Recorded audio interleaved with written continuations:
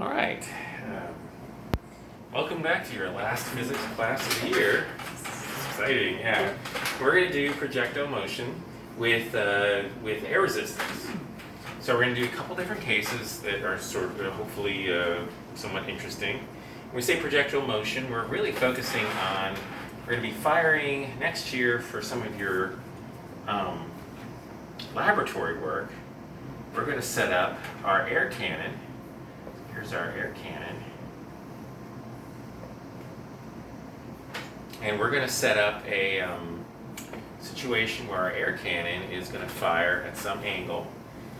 And we're going to try to measure using measurements of how far the projectile goes and the angle at which it's shooting. We're going to try to figure out the muzzle velocity of our air cannon, and which is really a water cannon because it uses compressed air in our water bottle. So the idea is we're going to fire off our cannon at, we're going to call this angle here 60 degrees for this example. All right.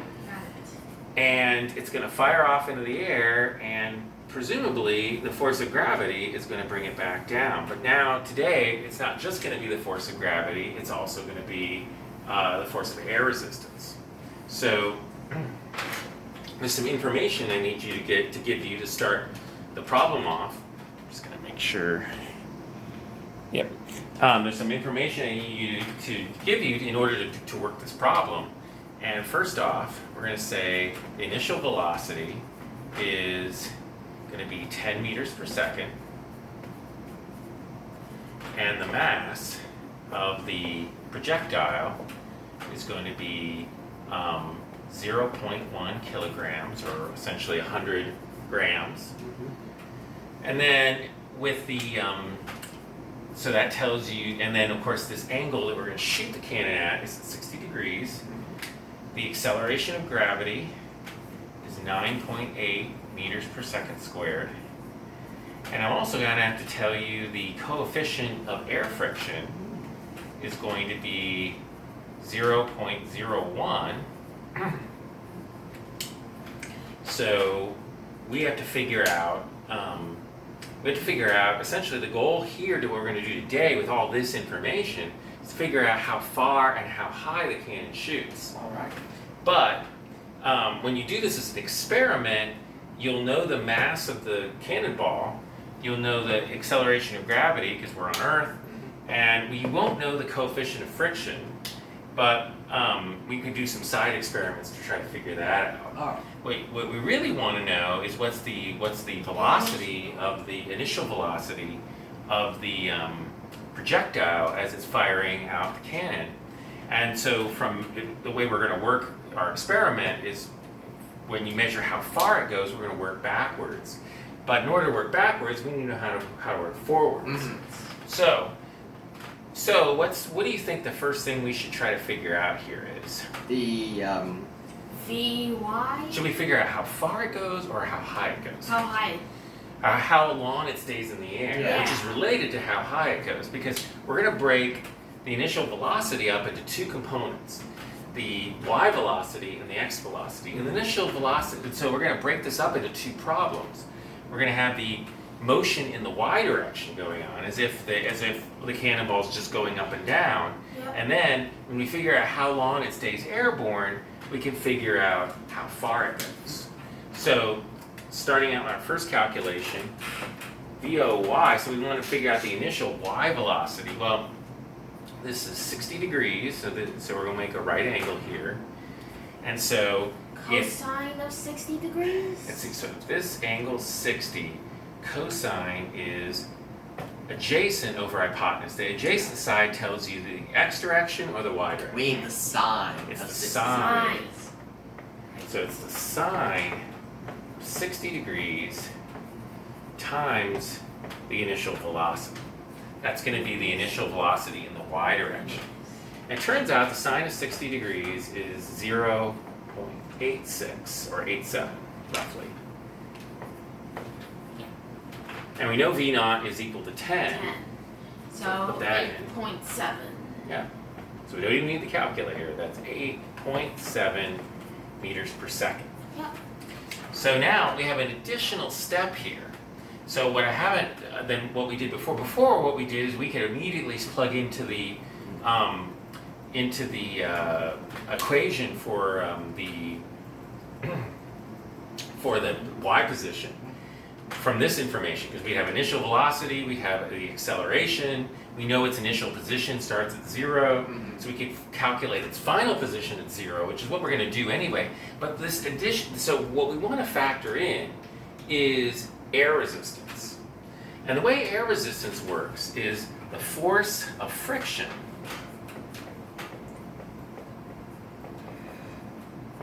is equal to the velocity squared times mu. Alrighty. So in this case, it's going to be 8.7 8.7 squared. times mu, which is 0.01. So 8.7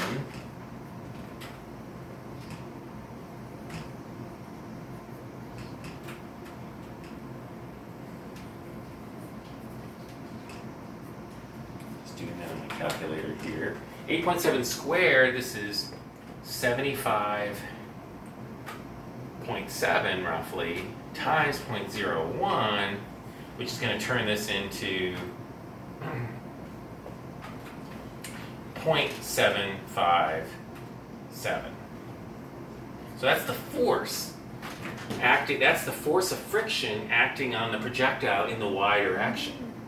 So now we can calculate acceleration of friction. So basically, this force is going to accelerate the object, and that's going to be equal to. So we know that remember that force equals mass times acceleration. So mass of the object times acceleration is equal to force of friction.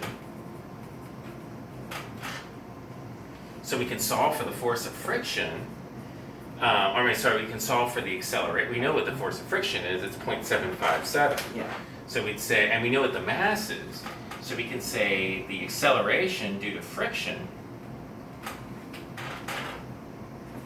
is equal to the force of friction, which is 0.757 newtons, divided by the mass, which is 0.1,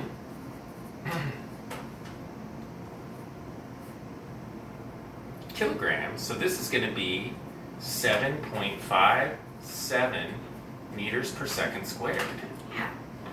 which is not quite as big as the force of gravity, No. but it's still a major player here. Yeah. It's not, and it will actually slow the thing down. Now, our calculation is going to end up being a worst case scenario for the thing, because this force of friction is equal to the velocity. As the thing slows down, it experiences less friction. Yeah. But we're going to keep the friction force the same throughout the flight, Oh boy. just to because this will basically show us the shortest distance the rocket will go. We could, in theory, do the calculation without the friction, calculate the longest, and then the real answer will be somewhere in between, Yeah. maybe halfway in between or something like that. But we don't have the mathematics. Essentially, if we want to do this precisely, we could do this in a computer simulation and break up the flight into little chunks and let the computer recalculate the velocity at every little piece along the path and recalculate the friction and recalculate the acceleration and then recompute the new position and do that over and over and over again until it's done. But we're not going to do all that on the board. No. So, and I haven't taught you how to program computers yet. No. So here's this acceleration. So now we can do the motion, the equation for the motion in the y direction. We know that y of t is going to be equal to the initial y plus VOY times t, and then this is going to be minus acceleration times t squared, and it's 1/2. Sorry.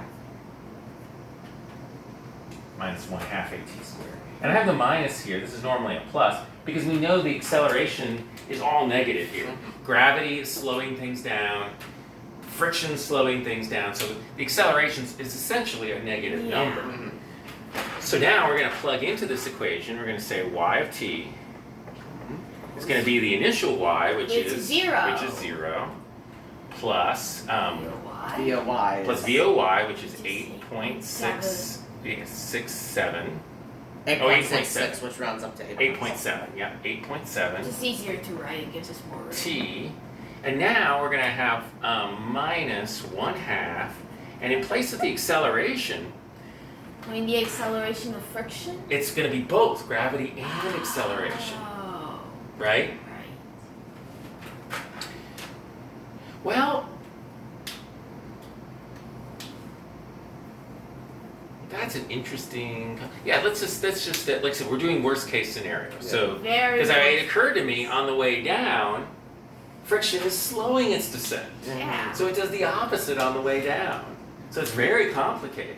But we're gonna, like I said, do a worst case scenario. Worst- We're gonna add the gravity to the acceleration of gravity to the acceleration of friction. And when we add those two numbers, we get 7.57 plus 9.8 is 17.37. So this is 17.37 times t squared. So that's our equation for the y position as a function of time. And to find the time when it lands on the ground, what do we do here in this equation to solve for t? We first set it equal to 0. Right. We set y of t equal to 0 because essentially when it lands on the ground, it's crashed back down to the ground. And that's going to be equal to 8.7t minus 1/2 times, well, I'll go ahead and do the 1/2. Yeah, let's just do the 1/2 thing. Sounds good. That's going to be 8.6. Well, let's call it 8.7 Yeah. 8.7. t squared. That actually makes the math really easy. Because, now, how do we solve for t in this Add equation? 8.7 Add t 8.7 squared to both sides. Not 8.7, 8.7 t T squared. squared, yeah.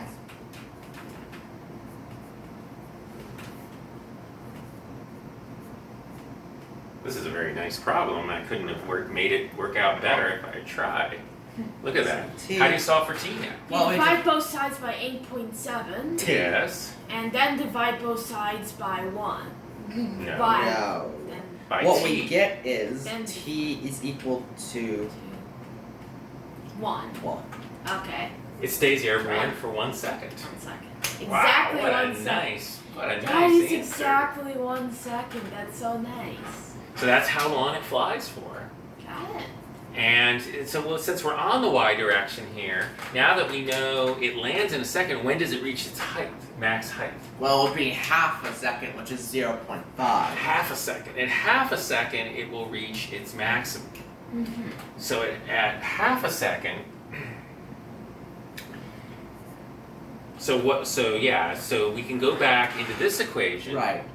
And now we leave y of t, we don't know what that is, but we put in 0.5 there for t. We get 8.7 times 0.5 minus 0.5 times 0.5 times 0.5 times 17.37.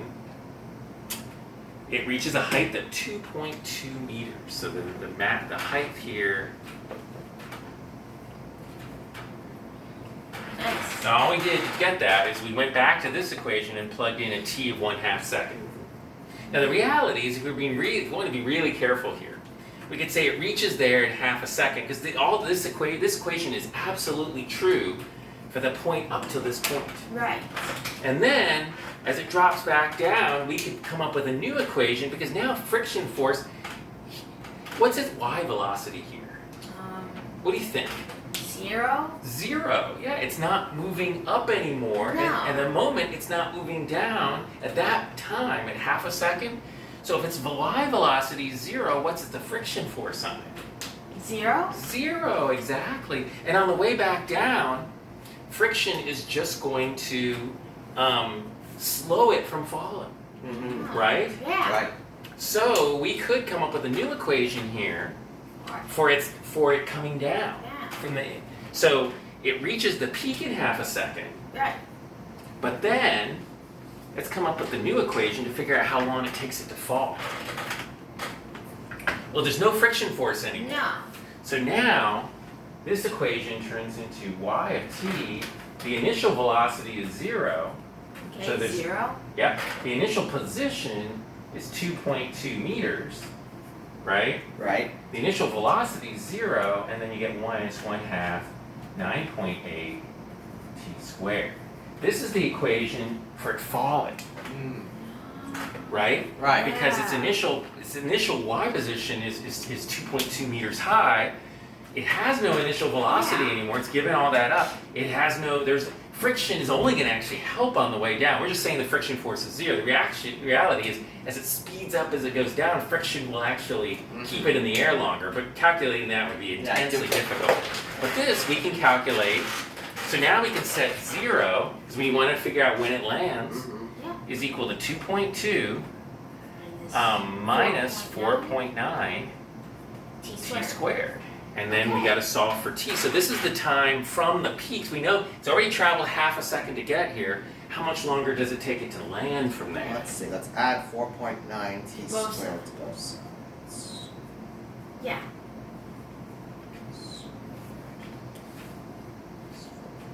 T squared is equal to 2.2. So you get 4.9 t squared. Then you divide both sides by 2.2. No, you No. divide both sides by 4.9. 9.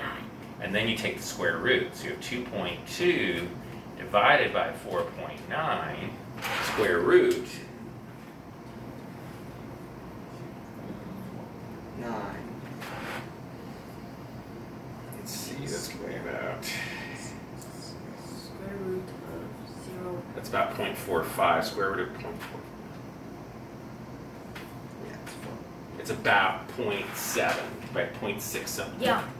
0.67. 6.7, okay. So the falling time, so it took it half a second to get there, but then it takes it 0.67 seconds. Yeah. So the total time, t total, is 1.17 seconds. So if we just gone with the initial calculation, we'd say it only stayed airborne for a second, but because friction stopped at this point and only helps you keep it in the air, the remaining trip takes longer. And actually see that when we fire the cannon. It goes up really fast, and then it kind of like comes down slowly. We've seen that. Yeah. So actually, it stays in the air. We actually, by doing the calculation from here on down, we actually added 0.17 seconds to the flight time. How did like 1 second become 0.17 seconds? That's what I'm trying to explain, Josiah. Sorry. Originally, when we said it would be 1 second, but that assumed that the force of friction was working on it all the time to bring it down. We said, okay, halfway through that flight, it would reach its peak. Mm-hmm. When it reaches its peak, everything changes. Okay. There's no friction force anymore. You know why? It's got no velocity. Right. In fact, any velocity it starts picking up on the way down, it only keeps it in the air longer. So when going up, the force of friction is trying to make it go down. On going down, the force of friction is actually pushing it up. Ah. So we basically, to be safe, just got rid of the force of friction at that point. Okay. And then we said, okay, then we came up with a new equation. We also lost all our initial velocity. At this point, there's no, the thing actually in the y direction, its velocity is 0 at that point. So we came up with a new equation for position. It's the initial position, which is at the height, it's 2.2. We would add the initial velocity times time, but that's 0. That's what this term was here.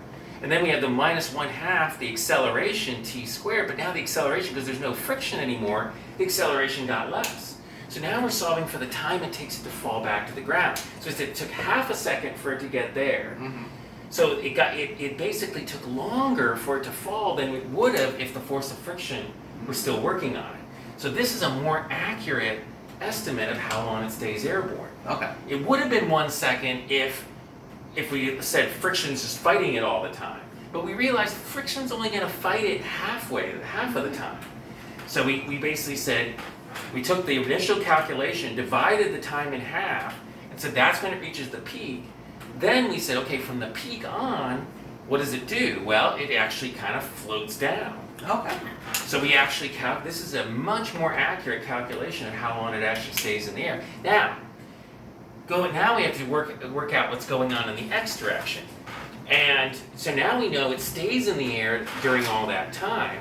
Now what we're going to do is come up with the initial x velocity, and then use this time to calculate how far the projectile gets. And in the x direction, friction is fighting it the whole time. Because as long as it's moving through the air, friction's going to try to stop it from moving this way. When it was moving up, friction was trying to stop it from moving up, but when it was coming down, friction was trying to stop it from dropping. So that's why the time got longer. Because the travel time from the top down, because friction was working differently, it took it a lot more time to drop than it did to go up. Yeah. Friction was fighting it, so that's why, yes, that's correct. So it was half a second, so this t total is 0.5 seconds for the trip up, plus 0.67 seconds for the trip down. Yeah. Okay, got it. Does that make sense? Yeah, that makes sense. That was what I was confused Okay, about. good. I think we got that. That So now we're going to calculate the initial velocity in the x direction is going to be, as you said, cosine of 60 times 10 meters per second. And that works out, when the cosine of 60 is 1/2, so that works out to 5 meters per second. Now we can calculate the initial, force of friction. In this case, this is going to be the force of friction is different in the x direction and the y direction because the velocity is different. Yeah. Or we'll put in the mu here just to remind ourselves what the equation is. So this equation, the force of friction now we're doing the x direction. The force of friction is, so VOx squared is 25, Yep. and mu is 0.01, so this turns into 2.5 newtons. And so now we can go back and again use this equation to calculate the acceleration. So the mass, force, friction. So the force is equal to the mass times acceleration.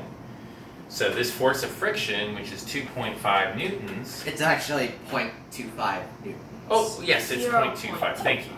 It's 0.25 newtons. This force of friction, which is 0.25 newtons, is going to be equal to the mass, which is 0.1 kilograms, times the acceleration due to friction. And so that gives us an acceleration due to friction.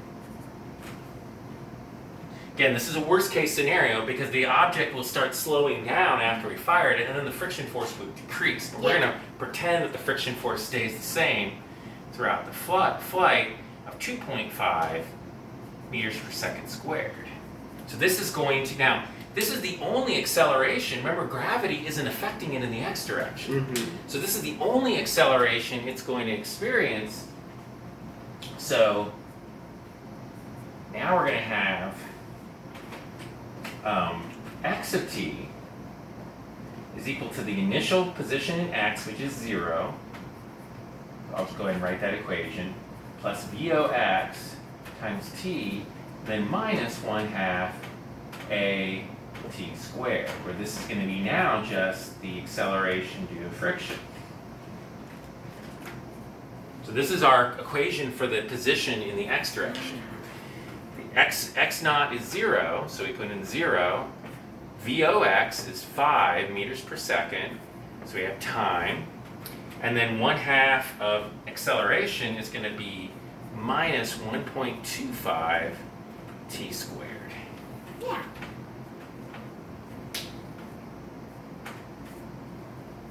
So now, and we know the time is 1.17 seconds. Oh, yeah. So this is x of t. So x of 1.17 seconds is going to be what? Well, it's going to be 5 times 1.17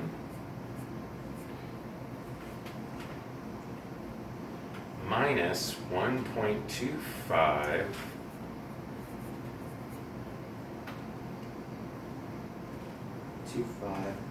times 1.17 times 1.17 is 4.14, or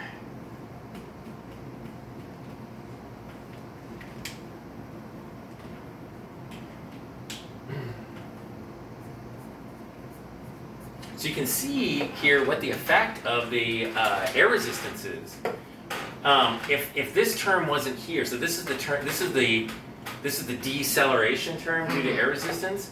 At 1.17 seconds, this thing would have gone like 5.5 meters. Yeah. But it cut it down to 4, just barely over 4 meters, because the air was fighting it as it went through the air.